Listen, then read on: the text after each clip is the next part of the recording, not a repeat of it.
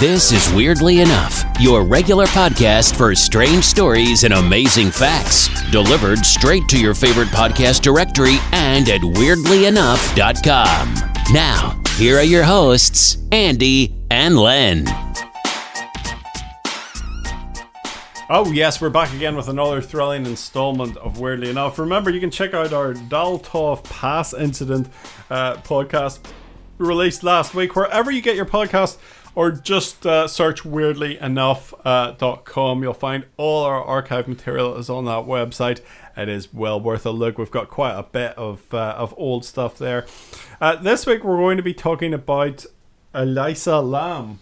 Yes, correct? Yes. Elisa Lam, yeah. How are you doing? I'm introducing my good friend and co-host Leonard Johnson. Why is it Len or Leonard? I think for the purposes of broadcasting, it's Len. Len. Len's kind of the stage name. Yes, okay.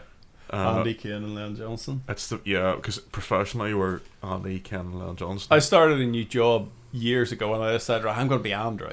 Because everybody had always called me Andy. I'm going to be... But no, it was just... No.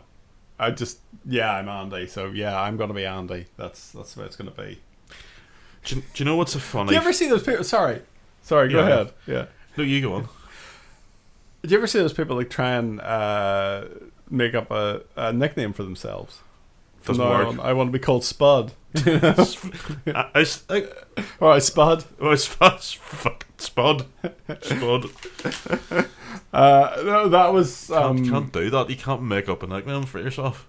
What do you call the guy that hangs around with Ricky Gervais, the big tall one? Stephen Merchant. He talks about that in one of their podcasts where he decided he would just tell everybody, oh, my nickname's Spud. Yeah, call me Spud. But no, it didn't work. It might work if you got into somewhere new where you weren't known. Yeah. And you could kind of gaslight people into saying, oh, I've always been called Spud. Yeah. When you hadn't. Like, it might work then. Yes. You know? Because you know you have those sort of things. Oh, what do you like to be called? Oh, Spud. Spud. Alright, Spud. No, I don't think it ever works. Anyway, we're going to be talking about Elisa Lam. This is a missing person case. It's a bit of a United States, is that right? It's a bit of a weird one. It's been down the rounds on the interwebs for the best part of a decade. Okay. I became aware of it a couple of years ago. There's a guy, I don't know if you've ever heard of him, a guy called Cecil Osborne. And he does this little thing on YouTube. Now, Casey comes at things from he's quite a fundamentalist Christian kind of perspective, yeah. and he'd be big into kind of things like the rapture, yes, and the end times, which could have been the rapture the other week there, last week, when we saw the mysterious car thing, but one of the things that he always talks about is we're in the last days. Okay. And nice. One of the elements of the last days is there's like sort of demons kind of come into the fore and kind of bizarre and kind of supernatural things. Now, he cites the Elisa Lam case as an example of that. Basically, it's a young lady that went missing in a hotel, and she was discovered later on. There's a whole kind of little sinister stuff that we'll go into here, but basically, there's weird footage of her online in an elevator. Okay. And she's behaving in a very weird kind of way, but anyway, I'll get on that. Yeah. There's a quote here from a local LA reporter. That's what happened in LA, by the way, called Lita Lopez. Right. She was a Canadian though, this woman, yes? Yeah, she was on, I was going to say spring break, but it happened in the middle of winter, so just in a wee jaunt to LA. And she says, in 22, that's the infamous footage. Okay, well, I'll watch this as you go on. This is on YouTube, the Elisa Lam 4K weird, elevator. In 22 years plus of doing this job as a news reporter, this is one of those cases that kind of sticks with me, because we know the who, what, when and where, but the why is always the question. 26th of January 2013, Elisa Lam, a 21-year-old Canadian college student, arrives in LA on the Amtrak, I should say, train from San Diego. She was on a break from her studies at the University of British Columbia in Vancouver. Her family were worried about her travelling on her own, but she had her heart set on the trip to LA, and she agreed to check in with her mum and dad every day. Okay. Now, at least one person is on record as seeing Elisa before she vanished without trace. Kitty Orphan, who is the owner of the Last Bookstore, is on record as the last person to see Elisa before she disappeared. She had a brief conversation with her. It seemed like Lam had plans to return home, plans to give thanks to her family members and reconnect with them. Okay. She told CBS Elisa she wasn't planning on disappearing. Yes. She was supposed to check out of her hotel at the Cecil. Yes. It's seems to be normally pronounced as Cecil on the 31st of January. Now, she had a Tumblr blog, and she did make kind of comments on the Tumblr blog about she didn't like the area she was in. She thought it was a bit sinister and a bit seedy. Right. Yes. And there was guys hitting on her Oh, right. in the street and stuff, so she was kind of freaking out a wee bit. She was supposed to check out Hotel the Cecil on 31st of January. The Lam family got in touch with the LAPD when she didn't make contact with them. Yeah. And the LAPD conducted a thorough search of the hotel, but they couldn't find a trace of Elisa. Yeah. Now, it's when the LAPD got a look at the CCTV footage that things took a really weird turn. And the footage is all over the internet, so you can take a look for yourself. And since 2013, the footage has amassed millions of views. It's become quite a phenomenon, and you can actually watch it there. Okay. The hotel video is only 4 minutes long, and it shows Elisa Lam in one of its elevators on the date of her disappearance, acting in a very bizarre manner. Yes. Lam can be seen stepping into the elevator and pushing all the floor buttons. She steps in and out of the elevator, poking her head out sideways towards the hotel's hallways in between. She peers out of the elevator another few times before stepping out of the elevator entirely, and she seems to be interacting with somebody outside the lift, you know. The last minutes of the video show Lam standing by the left side of the door, moving her hands in a very awkward, kind of weird, random gesture, and no one else can be seen in the video aside from Lam, and she gets in and out of the elevator a few times. Okay. It's all very kind of strange. As January turned into February, the hotel's maintenance man, a guy called Santiago Lopez, received a barrage of complaints from guests. They're complaining about low water pressure in the showers. Right. They also said the water looked a bit cloudy. Oh, this I think there should be a trigger warning here for what you're going to tell us. And there was an unpleasant taste to the tap water. Oh dear. Yeah. So obviously the fact that there's just this endless complaint as the week went on. So the fact like we'll have to check out the water tanks here. Upon conducting an inspection of one of the water tanks on the 19th of February, he made quite a horrible discovery. Now, I will not go into the details because the details are horrendous and not good, and we're not going to do that. Now, suffice to say, she wasn't wearing any clothes when she was found in the tank. Okay, yeah. I've kind of spoiled the surprise there, actually. I was very very laughing. Shouldn't be laughing our way through this, but anyway, let's go on. I'm sure these true crime podcasts have a good laugh at them. I've just realised something. I am an absolute extreme hypocrite because I have become quite an aficionado recently of true crime, not podcasts, but actually true crime on YouTube. Okay, of which there's the whole scene. Now, there's a guy that I got quite annoyed with. He was an Irish guy. Yeah. And he adopts what I always considered to be quite an inappropriate persona for these terrible, tragic, gruesome true crime cases. Yeah, that's what you're doing yourself. I kind of gave up on him because he was getting on my work. Yeah. And I'm not mentioning the guy's name, but like he does these. He's all sort of making these little jokes and kind of smirking and giggling. Yeah, right. And these horrible stories and Ben Dad Woman's got. I've just realised we've kind of done the same thing ourselves. But listen, well, I think we'll just crack on. Anyway, Elisa Lam nude body was floating in the tank face up. And he says, I noticed the hatch to the main water tank was open and looked inside and saw an Asian woman lying face up in the water approximately 12 inches from the top of the tank.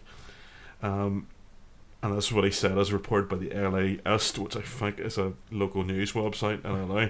Lopez's testimony suggested that it would have been difficult for Lam to make it to the top of the water tank on her own without anyone saying, Elisa, get into the tank. I would imagine if she was murdered, it probably just would have been dumped on there. Yeah. The fire department had to drain the tank and cut the tank open to remove Elisa's remains. There is an odd detail. For several weeks after Elisa's death, her Tumblr blog was being updated. Uh-huh. Her phone was not found either with her body or in her hotel room.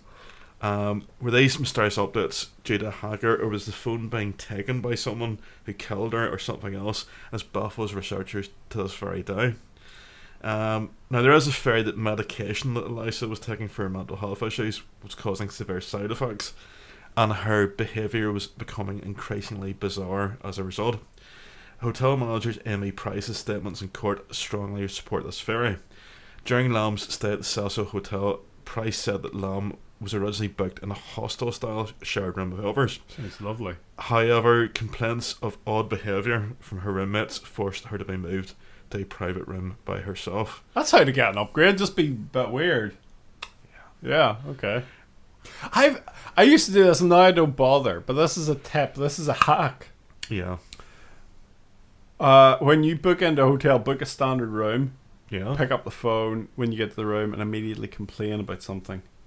Really? And they will automatically upgrade you to a better room. Automatically. It's happened to me countless times. But now I'm just like, I can't be bothered doing this. And it's kind of well, is it dishonest? I don't know. But you find something to complain about, and they will automatically upgrade you. You see, this is the service that we perform for their listeners. You tune in for the banter and the weird stories, but you get a bit of like a life hack. Is that what they call it? Be nice about the complaint. Be nice, say, to be honest, there is always something a bit weird in a hotel room. So yes, you can get an upgrade. There you go. I've always found Sorry. Yeah. hotels to be slightly sinister, strange places. They are odd. It's always got a bit of a shining about a hotel. Yeah. Yeah. But this hotel sounds very sinister. The Cecil in LA. Indeed, it's a hotel with a sinister past. Her mysterious demise of Elisa Lam was not the first to occur at the Cecil Hotel. In fact, the building's sordid past has earned the reputation as it's supposed to be one of the most haunted properties in Los Angeles. Right. Since opening its doors in 1927, it has been plagued by 16 different non-natural deaths and unexplained paranormal events. The most infamous death associated with the hotel, other than Lamb's, was the 1947 murder of actress Elizabeth Short, which is known as the Black Dahlia case. Okay. And she was reportedly seen drinking in the hotel bar in the days before her grisly demise. Yeah. And apparently Richard Ramirez hung out there. Have you ever heard of Richard Ramirez? Not sure, no. Well, if you're a fan of serial killers, Alright. actually, well, maybe I'll rephrase that.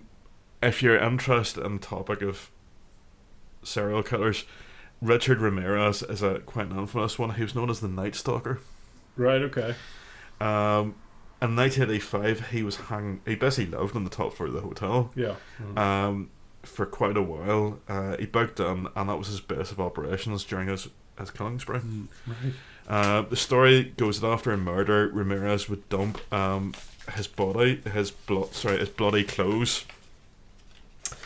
in the bins. Let's see.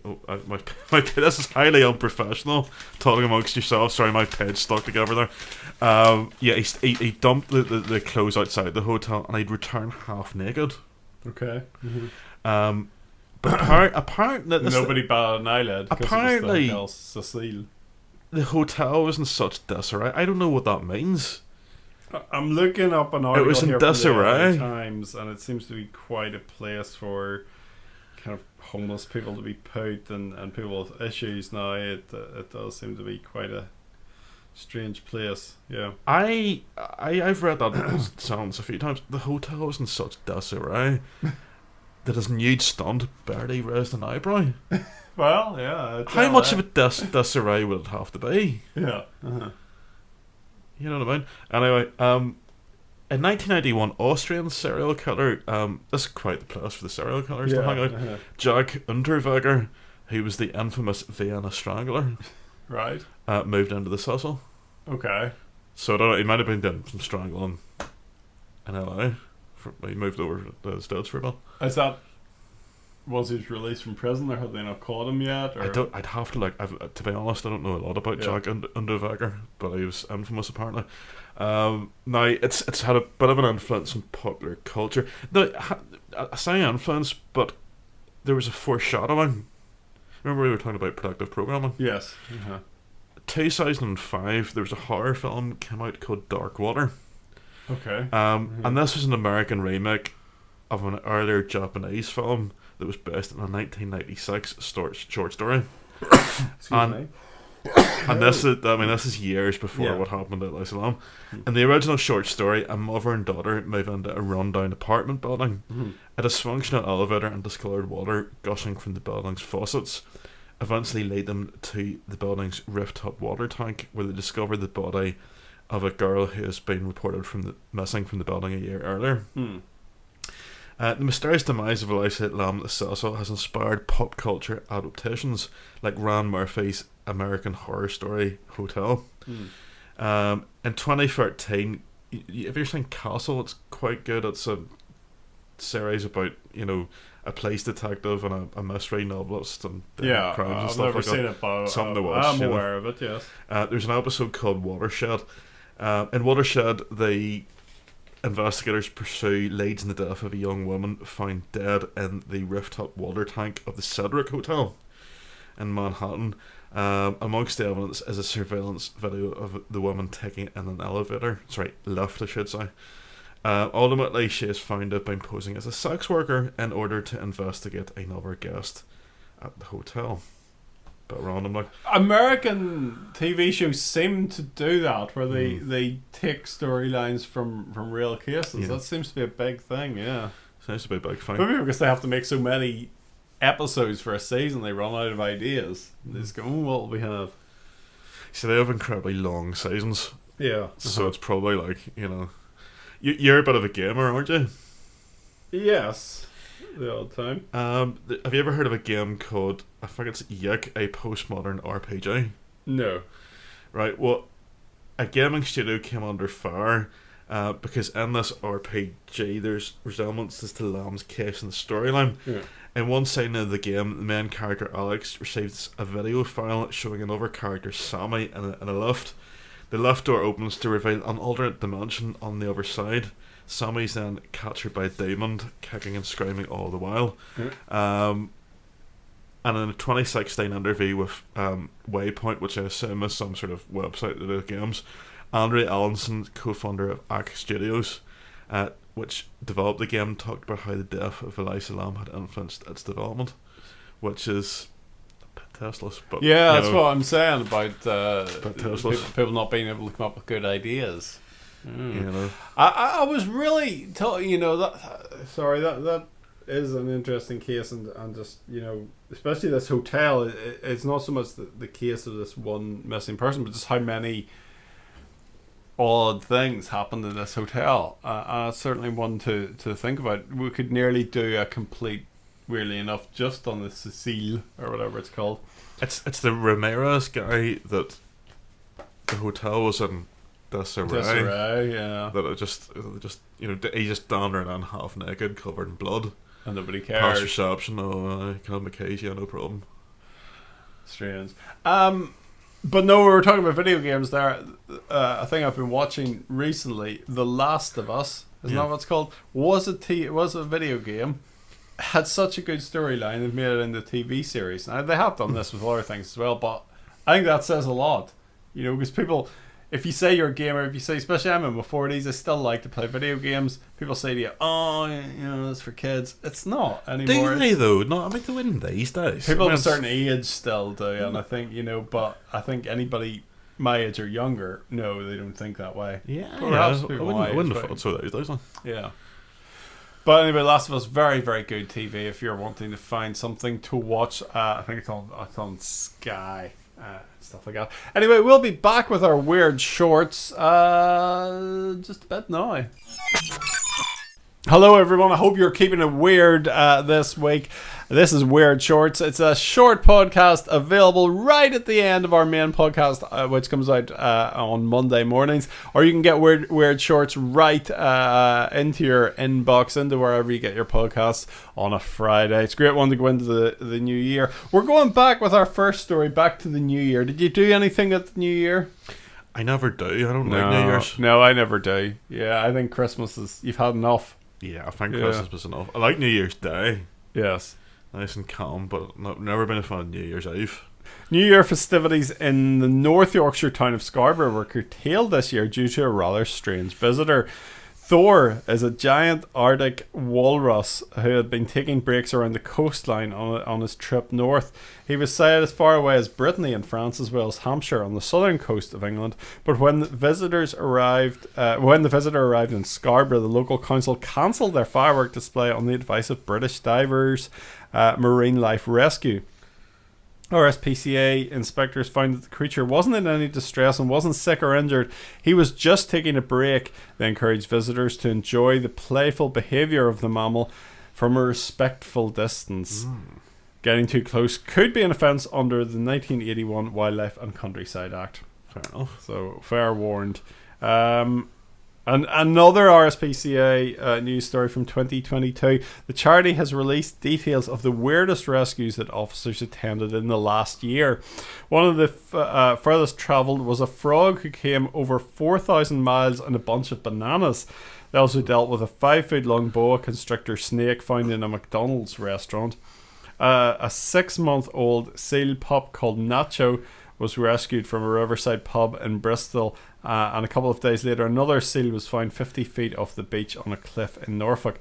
I always wonder why they call them Nacho, and I imagine there's a lot of people sitting around the pub garden feeding him nachos, Doritos or something. Yeah, we'll call him that. One constant call to the charity is foxes with their heads stuck in things. One was trapped in a watering can, while another one had its head stuck in a tin of dog food in the appropriately named borough of Barking in London. An RSPCA inspector pointed out how dangerous litter can be to wildlife. The charity's officers attend rescues 365 days a year, and one spokesman, Dermot Murphy, said, "It's an honour to be able to lend a hand to animals in desperate need, and we hope people enjoy seeing some of the weird and wonderful places animals have found themselves in need for our help." And here's a story about police who were quite confused here. An art installation commissioned by Steve Lazarides, Banksy's former agent, has attracted attention from confused police officers who broke into an art gallery in Soho, London, to rescue a woman slumped unconscious over a table. It turns out the woman was a mannequin made of packing tape and foam filler. The art installation was called Christina and featured a woman wearing her yellow hoodie and trainers with her face in a bowl of soup, her hair concealing her face. In November last year, staff at the gallery were surprised after police broke the doors down in an attempt to rescue the stricken woman. Apparently this isn't the first time that an art installation has attracted attention. Back in October, paramedics were called to assist her, according to ArtNet News. There you are. It's attracting attention anyway. I don't know anybody that would want to buy that piece, but there you go. Patients of a medical practice in Doncaster, England, were left shaken and in tears following a mix-up with a Christmas greeting text message. The message was supposed to read, "We wish you a Merry Christmas and Happy New Year." However, staff at the clinic had to quickly apologise after the wrong message went out to thousands of their patients. The original message told patients that they had aggressive lung cancer instead of the cheerful seasonal greeting. That's crazy. People could have done crazy stuff. Oh no. Patient Chris Reid said his partner burst into tears on hearing the news, and of course he couldn't get through to the clinic, so he had to visit in person. You know what doctors are like, you can't phone them. They went from "you've got lung cancer" to "Merry Christmas" in about an hour, he told the Sun newspaper. That's insane. And do you remember all those statues that were torn down? Yeah, like yeah. 20, 2021 it kind of happened. Well, we traveled to Sacramento, California now. They generally were statues of people considered to be cancelled. So slave traders and people that, you know, I don't know, was there a statue of Bernard Manning anywhere? Imagine it. We got. I would imagine so. Yeah. Police in California are offering a reward of up to $1,000 for information about vandalism on a statue of a 19th century guy called Charles Swanson. I immediately think of the guy from Parks and Recreation. Oh, what was his name? It was Ron Swanson. Ron Swanson, yeah. Swanston, it might be Swanston actually. He travelled from Ohio to California during the gold rush, but realised he'd make more money as a butcher. He became a rancher and started a meat packing business that made him rich. Is there a Pink Floyd song that talks about various meat packing literati? Is there one? Yes. I can't remember, but they go, and various meat packing literati. Was this a Roger Waters one? I'm not sure. Let's go off at a tangent and various meat packing glitterati. Yeah. Meat packing glitterati. The Fletcher Memorial Home, so it was a way back from the album 1983. And various anonymous meat packing glitterati. Let's see the lyrics. I love these tangents. Just I don't know. It's one of these websites that gives you facts about a song, but I always like that. Those sort of places, they always have these pop up ads. Yeah, it's like look at these 10 photos of what famous celebrities look like now. The last one will break your heart. Yes, That's like what? And you would not believe what Sharon from EastEnders looks like now. Exactly. Yes. Looks just the same, you know. Or you know, like cut down your heating bills with this one easy truck. Anyway, Swanston's meat must have been of very good quality because he lived to the ripe old age of 101. He died in 1911, but in the 20s his son commissioned sculptor Ralph Stackpole to complete the statue, and then he donated it to the city of Sacramento. I want that when I die. I don't have any offspring, but maybe my nieces and nephews will have a statue of me commissioned and then just give it to the council and say, this is a gift. And they'd have to display it somewhere. Police are investigating. You can sell it for a park bench, you know. That's what people do, isn't it? Yeah. One that just says, he hated this park.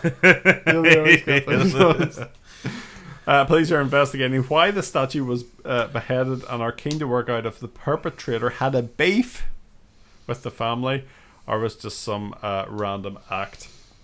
Local historian Marcia Iman said, I have no idea why anyone, unless they're vegetarians and didn't like meat packers, would do this to a statue. I find it very bizarre. So there you are.